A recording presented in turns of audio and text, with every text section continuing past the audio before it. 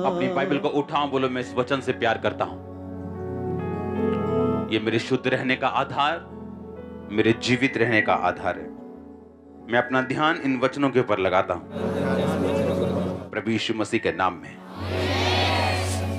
तारीफ करो जोर से। पहला यूहन्ना 5 उसकी 1 आयत से मैं पढ़ूंगा। जिसका ये विश्वास है कि यीशु ही मसीह है और वह परमेश्वर से उत्पन्न हुआ है, और जो कोई उत्पन्न करने वाले से प्रेम रखता है वह उससे भी प्यार करता है जो उससे उत्पन्न हुआ है।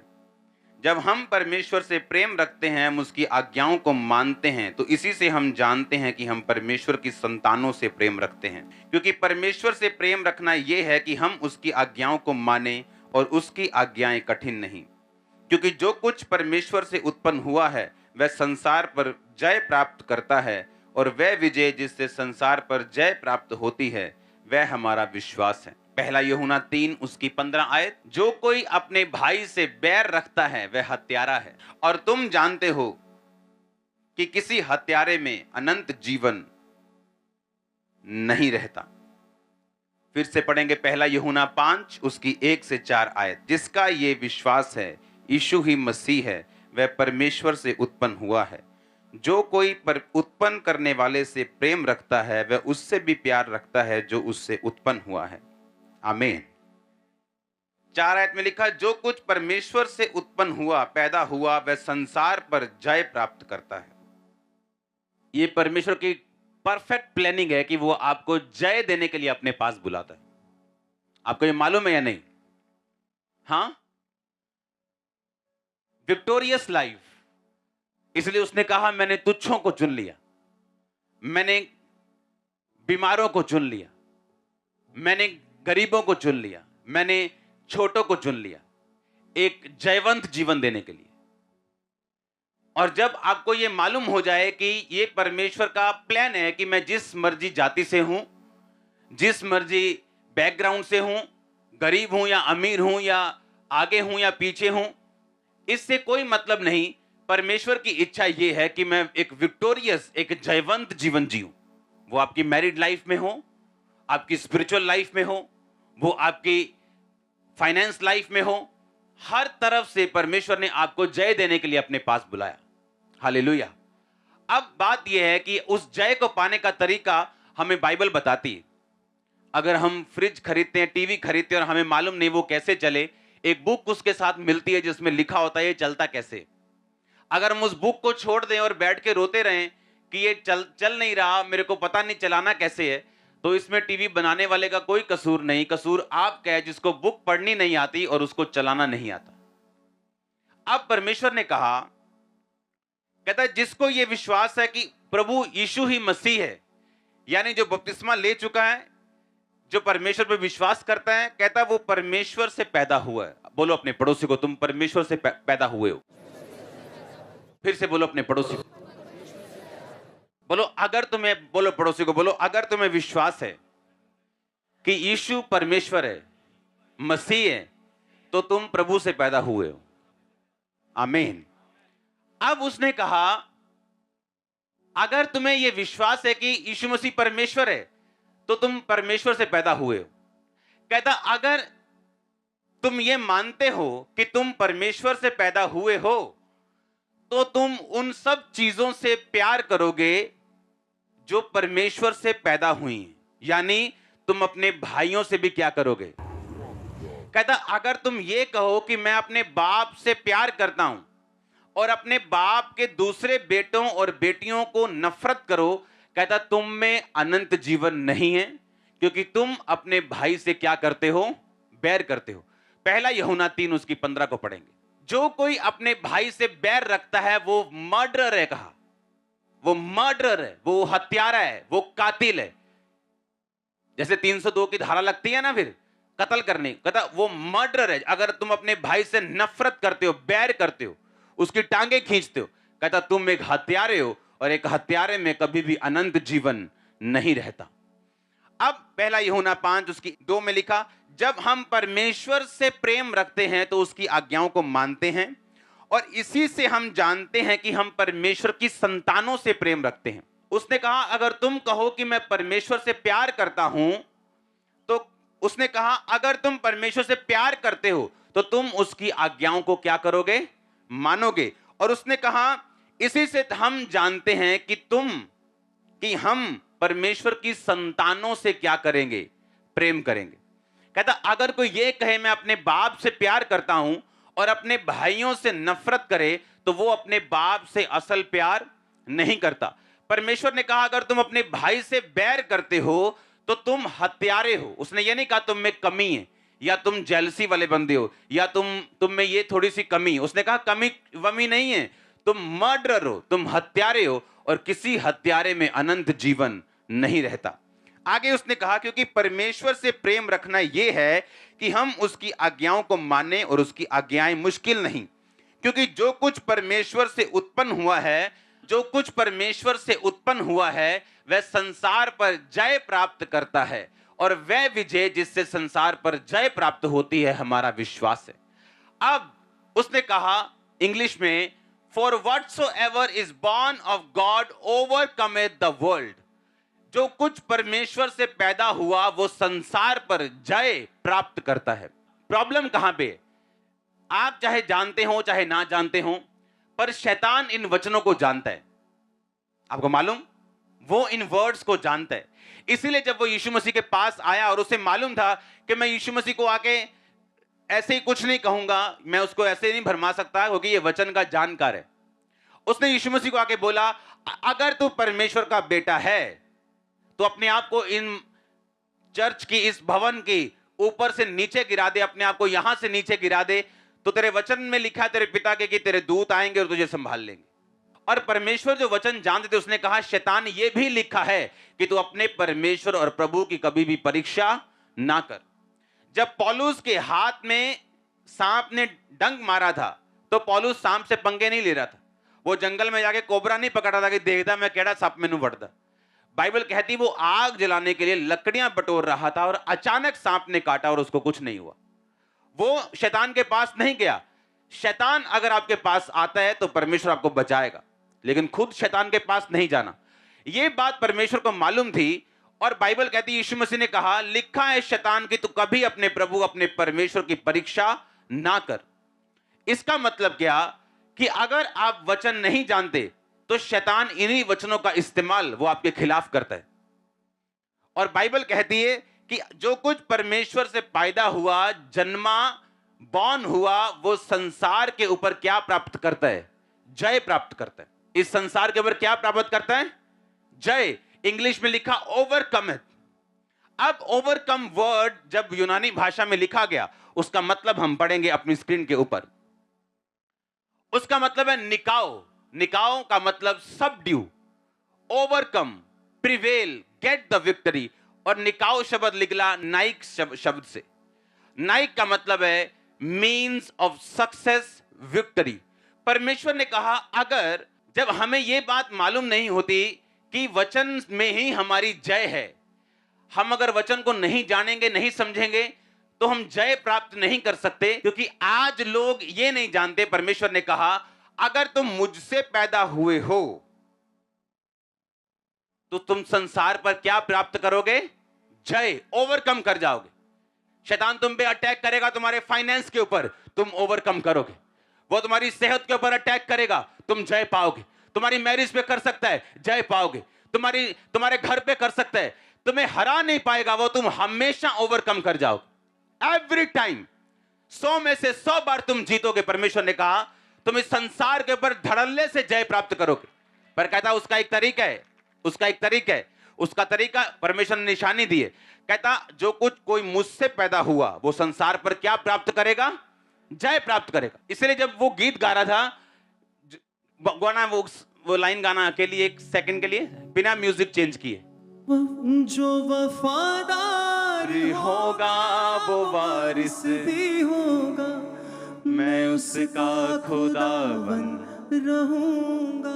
अब 9 साल 10 साल मिनिस्ट्री में मैं वफादारी के साथ चला था और उसने कहा था जो वफादार होगा वो वारिस भी होगा।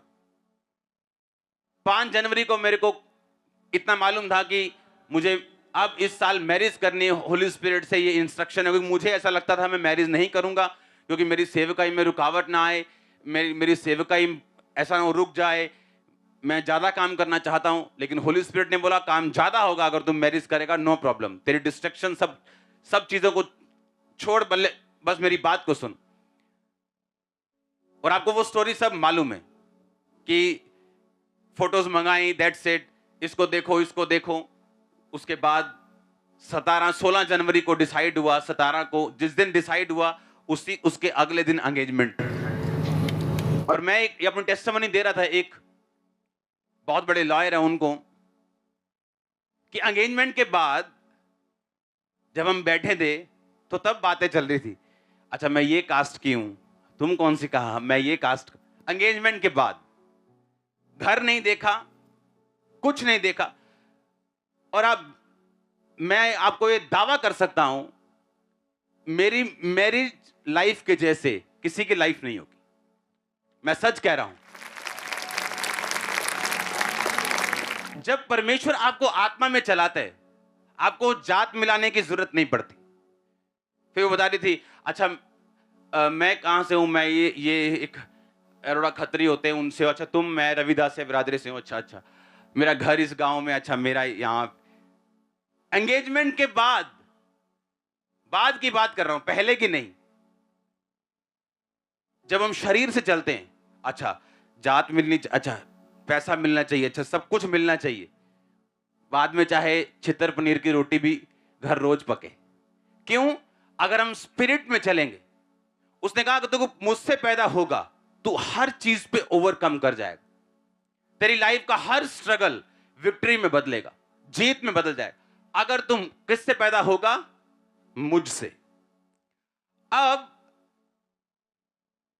परमेश्वर ने कहा अगर तुम मुझसे पैदा हुआ है तो उसकी एक निशानी होगी, तू उन सबसे प्यार करेगा जो मुझसे पैदा हुए।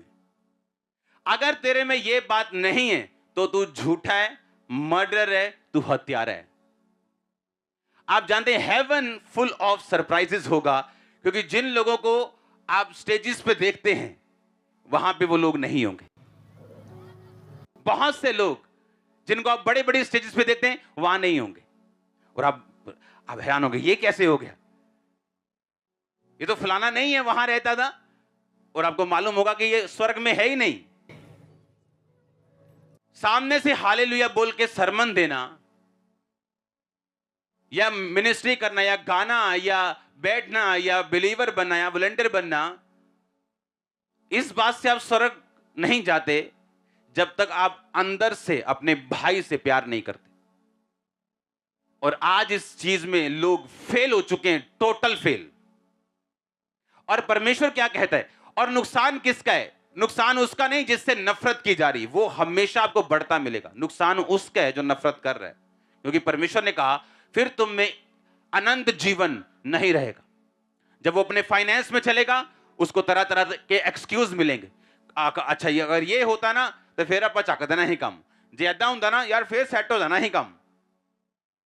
अपनी फैमिली में, अपनी लाइफ में, अपने आसपास उसको वो कभी वो रिलीज, वो ब्लेसिंग, वो फ्लो कभी नहीं मिलता जिसकी वो एक्सपेक्टेशन रखता है परमेश्वर से कि ऐसा मेरी लाइफ में हो, या मेरी फैमिली में हो, या मेरे फाइनेंस में हो, या मेरी मिनिस्ट्री में हो। उसको कभी ऐसा नहीं मिलता, क्योंकि अनंत जीवन, इटर्नल लाइफ, जो सिर्फ स्वर्ग से शुरू नहीं होती, जिस दिन आप क्रिश्चियन बनते तब से शुरू होती। वो आपके फाइनेंस में फ्लो करती, आपके शरीर में फ्लो करती, वो आपके परिवार में फ्लो करती, आपके मानसिक जीवन में फ्लो करती, स्पिरिचुअल लाइफ में फ्लो करती। और जब वो आपकी लाइफ में फ्लो करना शुरू करती है, आपकी लाइफ में लाइफ बढ़ती, आप जीवित होते हैं, अपनी हर एक पहलू में, हर एक चीज में आप जीवित होते हैं। और जब आप बैर करते हैं, नफरत करते हैं, वो आप नहीं जानते वो चीजें गायब हो जाती। आप दुनिया के सामने वही रहते हैं, आपकी शक्ल चेंज नहीं होती, पर आपकी स्पिरिचुअल पोजीशन जो है वो बदल जाती। फिर से पढ़ेंगे इसको, पहला यूहन्ना 5। जिसका यह विश्वास है कि यीशु ही मसीह है, वह परमेश्वर से पैदा हुआ है। जो कोई उत्पन्न करने वाले से प्रेम रखता है, वह उससे भी प्यार करता है जो उससे पैदा हुआ हो। यानी जो कोई परमेश्वर से प्यार करता है, वह उससे भी प्यार करता है जो परमेश्वर से पैदा हुआ हो। जब हम परमेश्वर से प्यार करते हैं तो उसकी आज्ञाओं को मानते हैं, और इसी से हम जानते हैं कि हम परमेश्वर की संतानों से प्यार करते हैं। परमेश्वर ने कहा, अगर तुम भी अपने प्रेम करने वालों से प्रेम करो, जो तुमसे प्यार नहीं करते उनसे नफरत करो, तो तुम में और अन्य जातियों में मैं कोई फर्क नहीं समझता।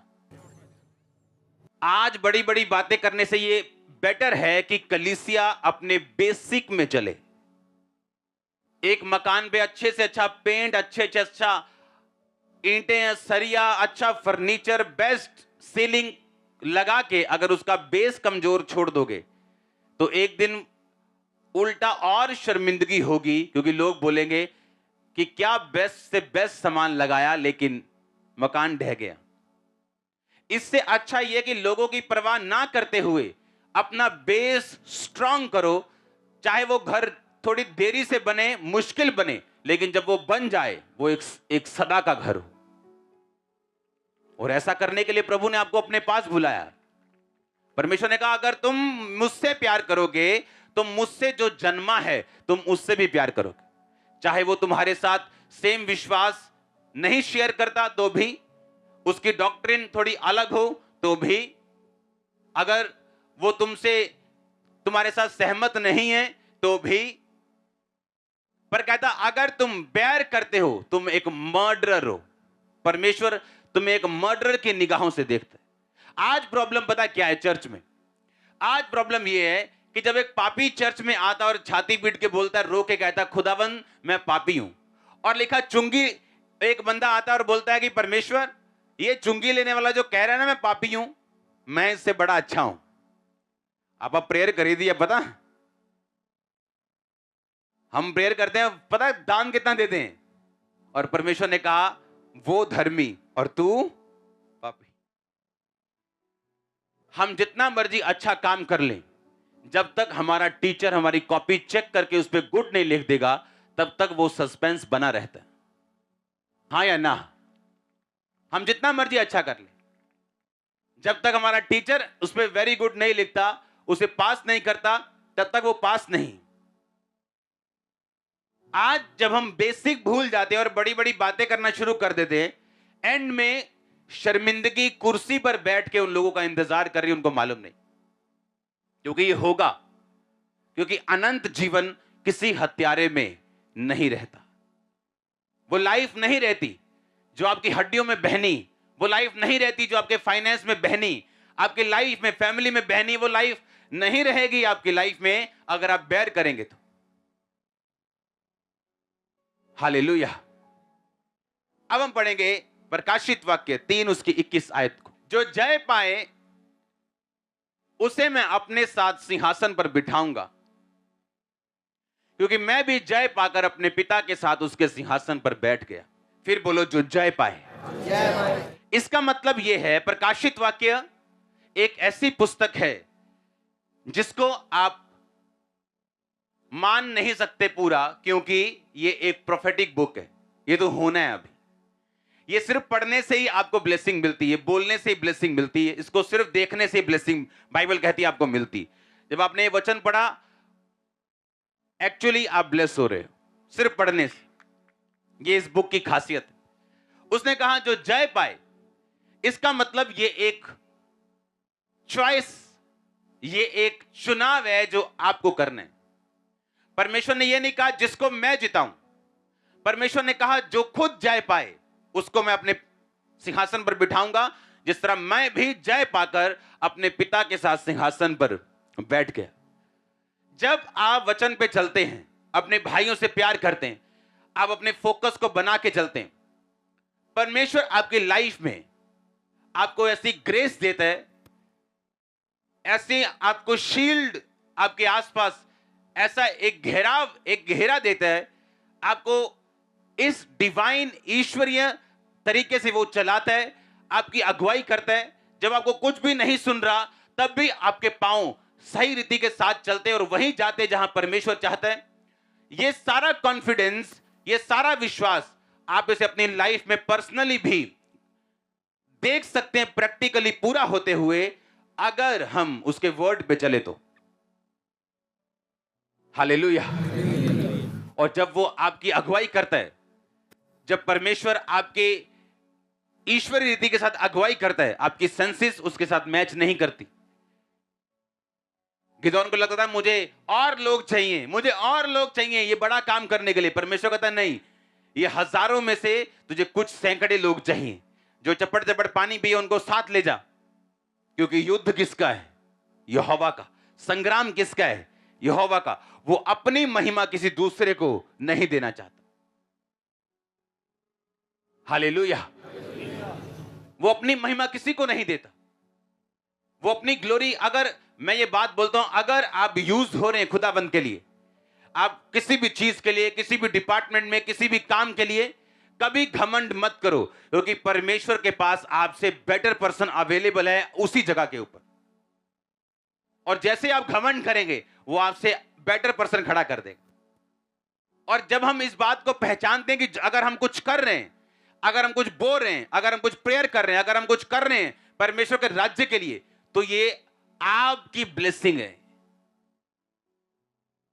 क्योंकि जब वो जिताने पे आता है, उसको हजारों नहीं चाहिए, वो कुछ ही को इस्तेमाल करके बड़ी सेनाओं को हरा सकता है। और ये हमने बाइबल में देखा है। आज अगर आप परमेश्वर के हाथ को पहचान लें और जो भी अपनी लाइफ में आप स्टेप लें, अगर उसमें आप परमेश्वर को सामने रख के ले, आप कभी फेल नहीं हो सकते। अपनी लाइफ की आपकी बिगेस्ट निराशा, जिसमें आपको यह यकीन है कि यीशु मसीह परमेश्वर है, मैं जानता हूं वो बड़े मौजज़े करता है, मैं जानता हूं, लेकिन इस निराशा से मुझे वो निकाल नहीं सकता। मैं आपको बिलीव दिलाता हूं कि जब आपकी लाइफ का डार्केस्ट टाइम होगा और आपको लगेगा कुछ नहीं, और फिर भी आप परमेश्वर में बने रहेंगे, एक रात लगेगी परमेश्वर को सब कुछ बदलने के लिए। और मैं ये पढ़ा पढ़ाया कुछ नहीं सुना रहा हूं, मैं आपको अपनी लाइफ बता रहा हूं। एक नाइट फिनिश, एक दिन लगेगा उसको सारा वातावरण बदलने के लिए, जब वो आपके फेवर में खड़ा हो जाएगा। तो अब प्रॉब्लम ये है, आज का जो बिलीवर है वो परमेश्वर के हाथ को पहचानता नहीं। कैसे? यूसुफ को पोतीफर की पत्नी बोलती है, आजा मेरे साथ सो जा, क्योंकि वो स्मार्ट था। और उसने पता क्या कहा? परमेश्वर मुझे देख रहा है, तेरे पति ने सब कुछ मेरे हाथ में दिया, कनक चावल सब कुछ, तेरे घर की प्रॉपर्टी। अब मेरा कॉन्शियस, बाइबल में कहीं नहीं लिखा था तू व्यभिचार ना कर, तब वचन नहीं आया था। कहता मेरा विवेक ये कहता है कि ये गलत काम है। बाइबल में कहां लिखा अफीम ना खाओ? लिखा कहीं? तो क्या अफीम खानी सही है? उस टाइम नहीं लिखा था व्यभिचार ना कर, पर उसको मालूम था व्यभिचार करना पाप है। बाइबल में कहीं नहीं लिखा स्मैक ना पियो। स्मैक तो अभी आई है ना, अभी इंसान की ये कुकर्म है, उसने बनाई। इसका मतलब ये नहीं कि हम खाएं या पिएं, क्योंकि बाइबल में आपको कॉन्शियस दिया, एक विवेक दिया। कहता मेरा विवेक ये कहता है कि जिस परमेश्वर ने मुझे इतनी ब्लेसिंग दी है जिस घर में, उस घर के साथ मैं ऐसा काम ना करूं। उसका विवेक उसको प्रधानमंत्री की कुर्सी पे ले गया। आज प्रॉब्लम ये है, इंसान ये चीज भूल जाता है उसका रूट क्या है, उसकी ब्लेसिंग क्या है, और फिर परमेश्वर उसको फेलियर के रास्ते पे चलाता है कुछ महीने साल, ताकि वो समझे और सीखे उसने क्या गवाया। अगर आप नबूकदनेस्सर को देखें, वो एक ऐसा राजा था जिसने तकरीबन पूरी दुनिया के ऊपर राज कर लिया था। जिस पर राज नहीं था उनके साथ संधि थी। और उसने एक दर्शन देखा कि एक बड़ा पेड़ है जिसकी शाखाएं हैं, जिसके ऊपर पंछी बसेरा करते हैं, और एक आसमान से स्वर्गदूत उतरा। उसने कहा इसको काट दो, इसकी डालियां बिखेर दो, पर जड़ को रखे रहना। उसने कहा मुझे एक बड़ा गहरा स्वप्न आया, और जब बात हुई तो उसे परमेश्वर के जन ने बताया कि स्वप्न का मतलब यह है कि तू ऐसा ऐसा तेरे साथ होगा, तू घास चरेगा, तू पागल हो जाएगा, 3.5 साल यानी 7 काल तक ऐसा तेरे साथ होगा।